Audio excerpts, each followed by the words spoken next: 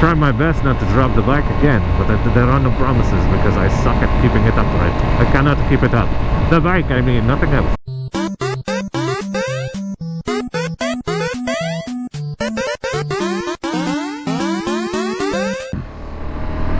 Hello ladies and gentlemen, and welcome back to the Dork side. It is I, your friendly neighborhood Dork on the road. My friend the skunk is still there. Hello Skunky. We go way back.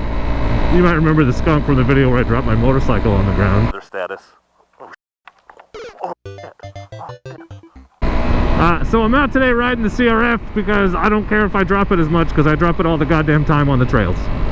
And also because I haven't got a new brake lever for the CB500F, and you know, just because I can use that shorty brake lever doesn't mean that I should. So I moved the mic, I tucked it farther back under the cheek pad than it has. And so far it's a little bit more comfortable because the fur from my dead cat is always tickling my face. And now it isn't, but I'm wondering how muffled it is.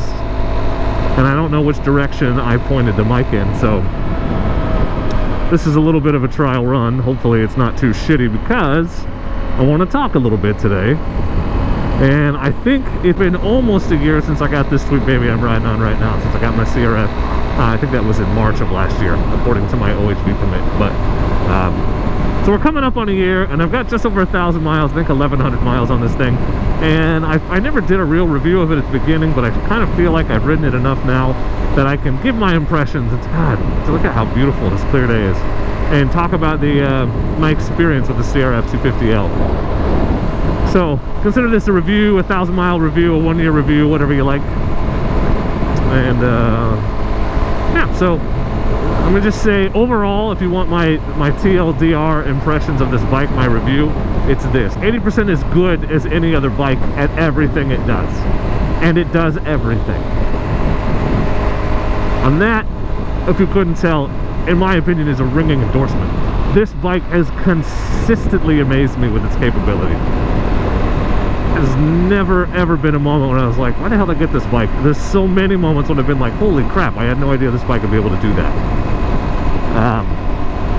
So for instance, I don't know, let's just talk about road performance because I'm riding on the road. I thought this bike would be super uncomfortable on the road, and aside from an uncomfortable seat, but it's a dual sport, they all have uncomfortable seats, and I add this pad which helps, but it's reasonably comfortable to ride, and in fact some ways more comfortable than my CB500F because my knees aren't bent as much. But road performance, is it the most comfortable bike? No. Is it the most powerful? No. Does it have the most fuel range? No. But is it pretty good at all those things? Yeah, you know. I think the most annoying thing, honestly, is the tank size, because it's only 2 gallons, so you get about 100 miles out of it. Now, I'm heavy, so then, which brings me to another point, is I was concerned, and if you remember when I was looking at dual sports, I was worried about getting a 250 because I'm a big dude. I'm a large guy, you know, pushing 300 pounds. So on a 250, I was like, what if it sucks? So I had to ride the thing, and you know what? It's fun. It doesn't. The only time it feels underpowered to me is when I'm going up a super steep hill or if I'm in the wrong gear. Now, is it the snappiest, zippiest motorcycle I've ever ridden? No. Is it gonna, you know, blow you away with its speed? No. But it's reasonably fast. It does the job. It's fun to ride.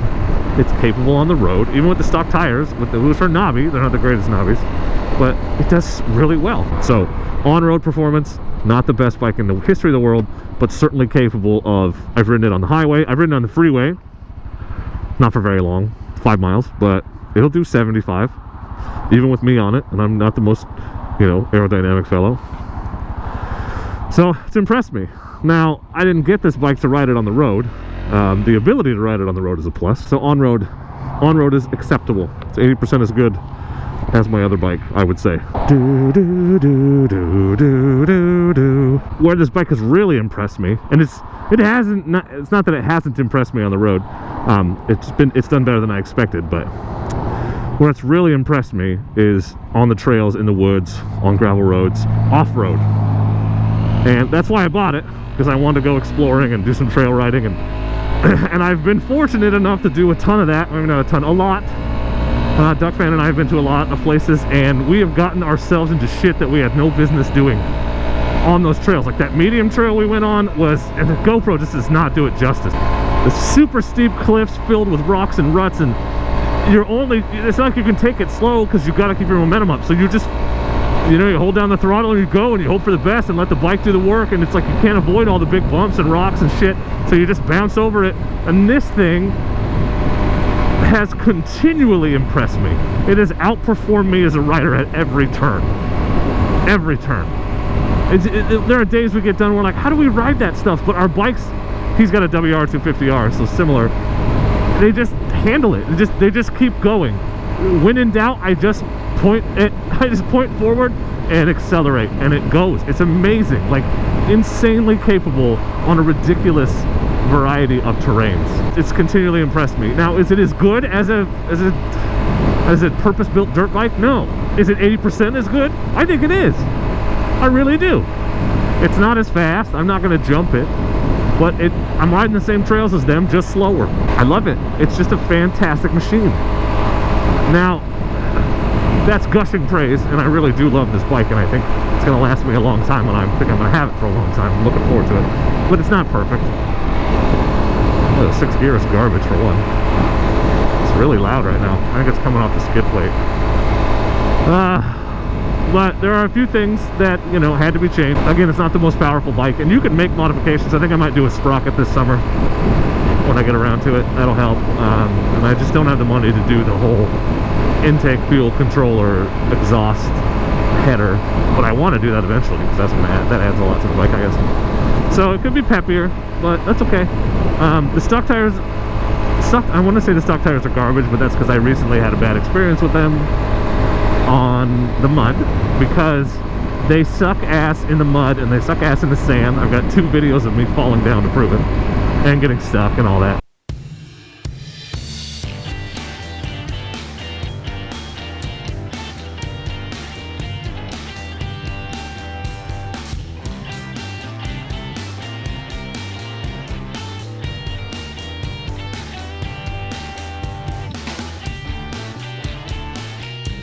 But on the gravel, on packed dirt, on loamy sort of surfaces, on the pavement really, the stock tires are fine. They do okay. But these are about worn out. So, and I'm just really tired of them because they suck on the mud. And I live in Oregon, and so if you want to ride anytime besides July, you're going to find some mud. So I ordered some new goodies.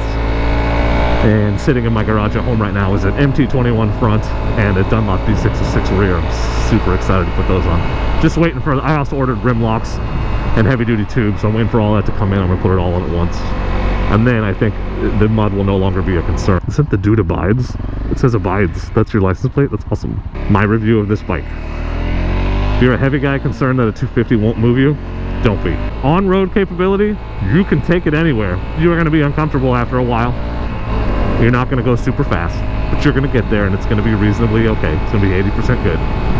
So, that's fine. Off-road, she'll get you there. I don't have the skill to push this bike to its maximum potential. Not yet. Someday, maybe I will, and then I'll think about upgrading to a ZRZ 400. But for right now, it's a fabulous bike. It's done everything I've asked of it and more. It's consistently over-delivered and impressed me, and I love it. I'm really happy with it. CRF250L is a fantastic bike.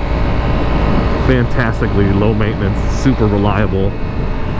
You can beat the shit out of it. I've dropped this thing, you know, a ton of times. It just keeps on ticking. It's never given me shit at all. Never given me a concern. So, overall, like I said, this bike, it does everything. It does everything 80% as well as any other motorcycle. I don't know, except for maybe like track days. Well, I'd be surprised to throw some supermoto tires on it.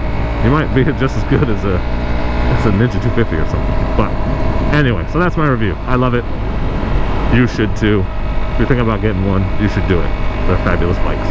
So if you have any questions about the bike, think about getting one yourself. I haven't ridden the rally, so I can't really speak to the differences between the two, except for supposedly the rally's heavier and has a fairing. So if you're going to do more highway, get the rally. If you're going to ride trails, get the regular bike. I like the new fairings better than this one. The red fairings. I think they're cool. But whatever, it's not bad. So if you have any questions, please feel free to leave them in the comments. Don't forget to like, hit that. Jesus, this guy's over the yellow line.